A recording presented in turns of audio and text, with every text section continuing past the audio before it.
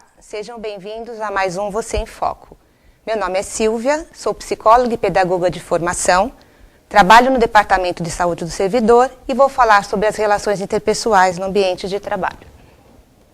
A convivência humana é difícil e desafiante, mas para que ela se torne mais saudável, é importante que haja entre os membros de um mesmo grupo uma boa comunicação, cooperação, educação, respeito e amizade. Não existem fórmulas prontas nem receitas mágicas que nos ensinem a nos relacionarmos melhor. O importante é que vocês entendam, ao final da apresentação, que tudo o que puder ser feito para melhorar as nossas vidas vai depender muito mais de nós mesmos do que de qualquer outra coisa. Para começar, eu vou ler um pequeno texto, depois eu vou introduzir alguns conceitos. O texto se chama O Círculo do Ódio. O diretor de uma empresa gritou com seu gerente porque estava irritadíssimo. O gerente, chegando em casa, gritou com a esposa, acusando-a de gastar demais. A esposa, nervosa, gritou com a empregada, que acabou deixando um prato cair no chão. A empregada chutou o cachorrinho no qual tropeçara enquanto limpava os cacos de vidro. O cachorrinho saiu correndo de casa e mordeu uma senhora que passava pela rua. Essa senhora foi à farmácia para fazer um curativo e tomar uma vacina. Ela gritou com o farmacêutico porque a vacina doeu ao ser aplicada. O farmacêutico, ao chegar em casa, gritou com a esposa porque o jantar não estava do seu agrado. Sua esposa afagou seus cabelos e o beijou, dizendo: "Querido, você trabalha muito. Está cansado e precisa de uma boa noite de sono. Amanhã você vai se sentir melhor." Retirou-se e deixou-o sozinho com seus pensamentos. Neste momento, rompeu-se o círculo do ódio. Entramos na tolerância, na doçura, no perdão e no amor. Se você está no círculo do ódio, lembre-se de que ele pode ser quebrado. Além desse texto mostrar que o mau humor contamina, o que mais ele nos mostra? Ele nos mostra que algumas vezes nós cometemos o grave erro de descontar a nossa raiva em quem não tem culpa. Sentir raiva é natural, é humano e é legítimo, mesmo quando direcionamos esse sentimento a alguém querido. Uma atitude saudável e transparente seria a de direcionarmos a nossa raiva em quem a provocou, para depois tentarmos consertar aquele relacionamento que ficou abalado. Se por alguma razão ou motivo nós não pudermos ou não conseguirmos direcionar a nossa raiva em quem a provocou, pelo menos não vamos despejar as nossas amarguras no primeiro infeliz que aparece. Onde houver dois indivíduos em convivência, haverá um relacionamento. Eu digo em convivência porque as duas partes têm que estar envolvidas. As relações humanas começam quando estamos no útero de nossas mães. E a partir do nascimento, nós começamos a interagir com o mundo externo e a fazer parte de grupos sociais tais como família, escola, grupos de trabalho e etc. Como toda organização social, a Prefeitura do município de São Paulo também é uma instituição que apresenta problemas e dificuldades decorrentes das relações de trabalho. Nós passamos tanto tempo de nossas vidas em nosso ambiente de trabalho que não nos damos conta de como é importante que ele seja saudável e o quanto isso depende de cada um. Na prefeitura, nós sofremos uma descontinuidade no trabalho, porque de 4 em 4 anos nós passamos por uma mudança de governo. Essa descontinuidade agrava ainda mais as relações interpessoais, porque descontinuidade implica em mudança, e toda mudança gera medo do novo, angústia e ansiedade. E essa ansiedade vai fazer com que sejamos cada vez mais resistentes a uma nova situação. Vocês já pararam para pensar em como nós recebemos os novos funcionários que chegam em nossos locais de trabalho, ou em como nós recebemos uma nova chefia? Vocês já pararam para pensar em como nós recebemos um funcionário readaptado que acabou de retornar ao seu local de trabalho após uma licença médica? Vocês já tentaram se colocar no lugar dessas pessoas? Isso é o que a gente chama de empatia, que é colocar-se no lugar do outro para tentar perceber o que ele está sentindo, porque do mesmo jeito em que a gente sofre com as mudanças, o outro também sofre. O ideal seria que as duas partes fizessem essa troca de papéis, porque onde houver empatia, haverá melhoria nas relações interpessoais. A empatia é uma atitude de interesse e acolhida, é ela que possibilita o verdadeiro relacionamento. Quando o funcionário readaptado retorna ao seu local de trabalho e essa readaptação foi decorrente de um problema mental, uma ansiedade, uma angústia, um estresse, esse funcionário sofre mais preconceito ainda. Muitas vezes ele retorna ao seu local de trabalho sem uma função e acaba ficando isolado. E esse ambiente hostil pode fazer com que a sua saúde mental se agrave ainda mais. Gente, ninguém escolhe ficar doente, ninguém escolhe ter um problema mental. Então vamos refletir sobre tudo isso, porque qualquer um de nós pode vir a adoecer amanhã. Então vamos ter empatia e lidar melhor com os preconceitos, e não reproduzir no ambiente de trabalho descasos de uma administração ou de pessoas insensíveis. Então, eu disse que é importante ter empatia e lidar melhor com os preconceitos. Mas o que é o preconceito? O preconceito é uma opinião ou um conceito formado por antecipação e precipitação, sem levar em consideração argumentos e reflexão. O preconceito está associado à ignorância, à ausência de conhecimento. Então, eu desconheço o fato, eu desconheço a pessoa, eu desconheço a situação, mas mesmo assim eu tenho minha opinião formada. Muitos dos conceitos que assumimos como nossos, na realidade foram passados através de estereótipos, transmitidos de geração em geração, muitas vezes sem justificativas plausíveis. E aí é que se encaixam muito bem as piadas de loira, o preconceito racial, frases do tipo homem não chora. Então é nesse sentido que cabe a cada um de nós duvidar, desconfiar, contestar e questionar as fórmulas prontas e os rótulos, buscando as próprias respostas e tentando reconhecer as verdades e mentiras que povoam o nosso cotidiano. É muito importante estarmos preparados para enfrentar aquilo que é novo, aquilo que a gente ainda desconhece, desprovidos de ideias pré-concebidas, despidas de preconceito. É muito comum a gente achar que o preconceito só existe no outro, mas cabe a cada um de nós olharmos para dentro de nós mesmos e tentarmos reconhecer o quanto de preconceito carregamos junto aos nossos valores. Além da empatia e do preconceito, é importante falarmos também sobre a tolerância. A tolerância inclui, em primeiro lugar, o respeito a outra pessoa, mas isso não significa que tenhamos que concordar com tudo o que está sendo dito, abrindo mão de nossa própria opinião ou nos submetendo àquilo que nos violenta ou àquilo que nos faz mal. A tolerância nos permite considerar que existem outras maneiras de enxergar a vida, outros jeitos de ser, outros tipos de ideal. Ser tolerante é perceber, reconhecer e aceitar as diferenças sem abrir mão de valores e princípios pessoais. O problema é que muitas vezes nós não temos tempo para pensar e refletir. Nós somos cobrados a reagir e a tomar partido com muita rapidez. E isso é o que a gente chama de imediatismo. E esse imediatismo pode comprometer a nossa capacidade de ser tolerante, fazendo com que os nossos julgamentos sejam baseados em preconceito. Outro fator que prejudica muito as relações interpessoais é a falta de reconhecimento. A falta de reconhecimento é a maior causadora de insatisfação no trabalho. A falta de reconhecimento pode estar associada ao surgimento de doenças graves como a depressão. Os funcionários não reivindicam a atenção por medo de perderem os seus empregos ou por medo de parecerem chatos diante do seu chefe. A falta de reconhecimento também está associada à queda de produtividade que leva ao presenteísmo, ou seja, o funcionário vai trabalhar todos os dias para preservar o seu emprego, mas a qualidade do seu trabalho cai. Atitudes honestas e simples, como um elogio, como um cafezinho da manhã para comemorar o alcance de uma meta, são coisas simples que fazem uma grande diferença. Pode parecer bobagem, mas motiva sim os funcionários. Então, até agora, eu falei sobre tolerância, falei sobre empatia, falei sobre preconceito.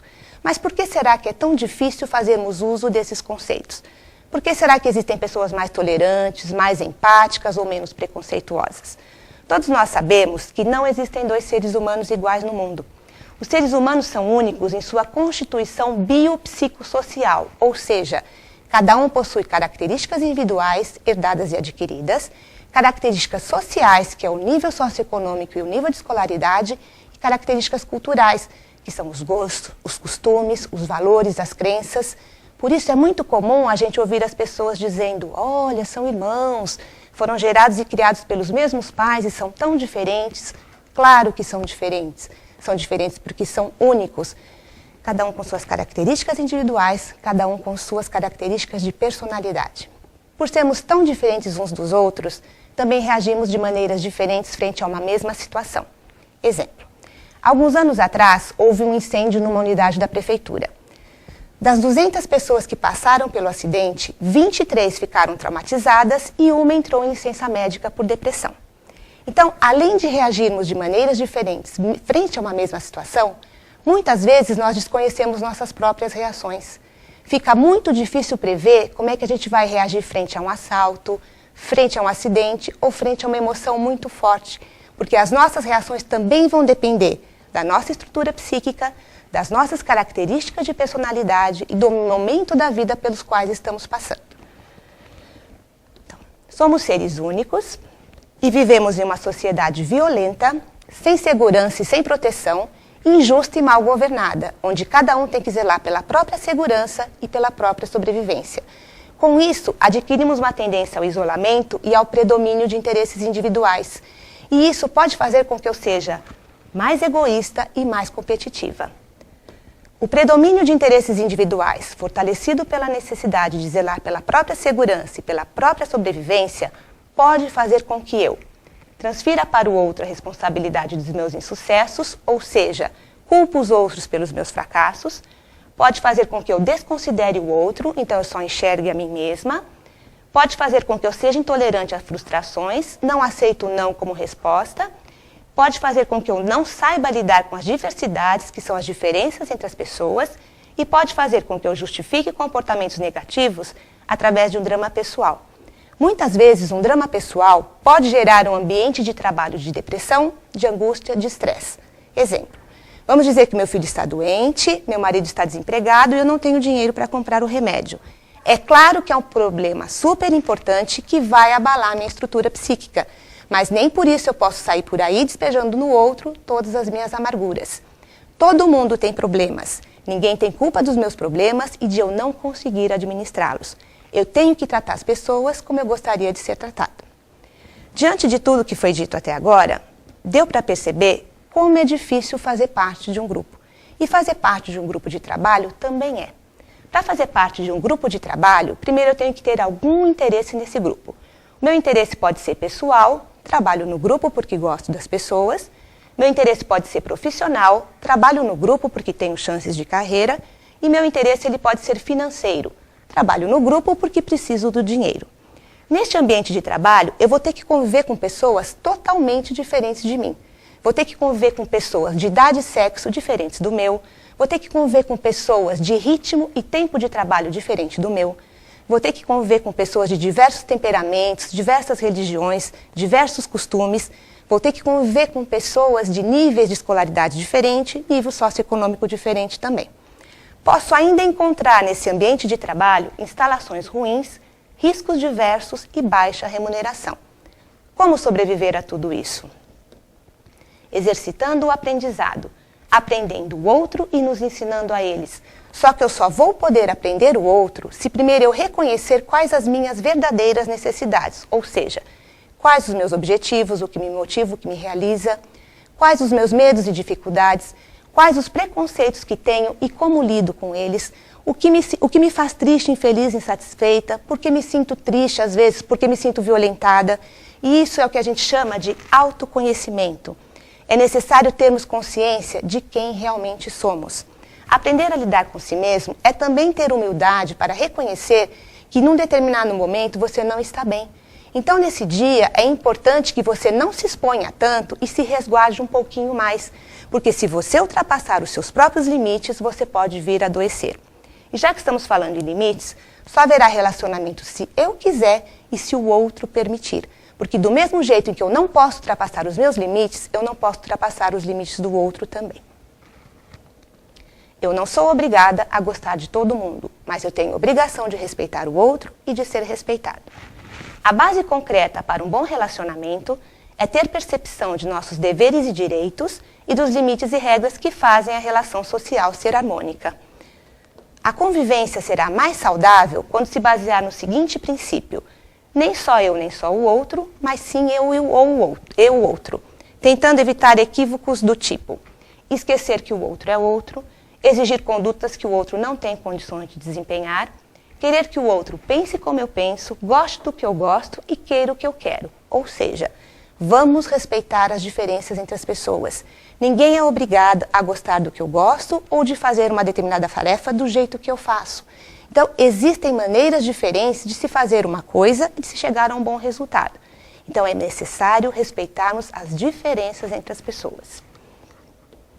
Achar que o poder se concentra de um único lado das partes envolvidas em um relacionamento. Se houver respeito, não haverá poder. Acreditar que se pode mudar o outro. As pessoas não mudam, mas podem tentar crescer. Crescer significa caminhar em busca de bons sentimentos e não tentar escapar dos ruins. Ter maturidade psicológica significa reconhecer que iremos continuar errando, mas seremos capazes de rever as nossas atitudes e corrigi-las. Negar-se como pessoa única, então é importante a gente entender que as pessoas são diferentes uma das outras. e ver a possibilidade de abdicar do querer pessoal como sinal de fraqueza. Muitas vezes o ceder é sinal de amadurecimento.